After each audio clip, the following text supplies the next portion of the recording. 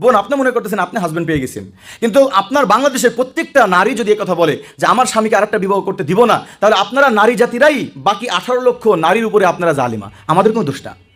তারাও ঘৃণা করে যারা দিনের কথা বলে, বিশাল বড় আলেমা, মহিলা মাদ্রাসার উস্তাদ, মহিলা মাদ্রাসার শিক্ষিকা, স্বামী আরেকটা বিয়ে করছে, যে হাত ভেঙে দিয়েছে, স্বামী এভাবে হাত ঝুলে রাখছে 6 মাস।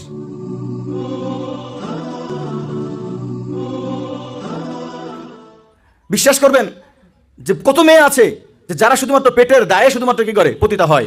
5 বার পতিতা হওয়ার পরে সে আর বউ হতে চায় না, কারণ সে মনে করে এটাতে সুবিধা বেশি, এটাতে আমার সুবিধা, স্বাধীনতা। আর এই আইনের কারণে আপনার নারীরা বলে না যে আমাদের সমাজের কোনো নারীরা মানতে চায় না। নারী আপনি যদি না মানতে চান, তাহলে আপনি কি বুঝেন যে আপনি 18 লক্ষ নারীর উপর জালিমা? আলহামদুলিল্লাহ, আমাদের অনেক বড় বউরা আছে যারা আমাদেরকে নক করে যে হুজুর আমি বুঝেছি, আমার স্বামী যদি আরেকটা বিবাহ করে আমার কোনো আপত্তি নাই। এরাই হলো মারাতে সালেহা, এরাই হলো দিনদার মানুষ। আমরা বড় হেকমতওয়ালা। একজন বলতেছে যে হুজুর আমি তো বাড়িতে এটা বললে ফিতনা শুরু হয়ে যাবে। আমি কি ফিতনা শুরু হবে?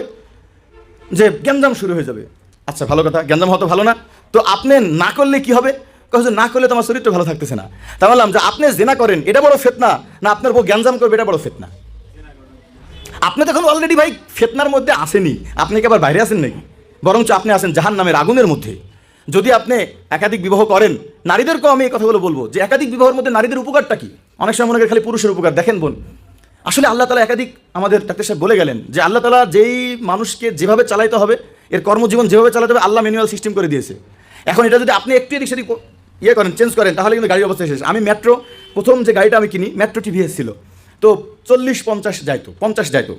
তো আমার ধরেন গরিব মানুষ, তো ঠিক আছে, আমি বললাম ভাই 50 গেলে আমার পোষাচ্ছে না, তো আপনারা কাজ করেন আমাকে একটু ঢিলা করে 60 পর্যন্ত নিয়ে দেন। তো উনি করলো কি, মোটরসাইকেল নতুনটাকে 60 পর্যন্ত ঢিলা করে দিয়েছে।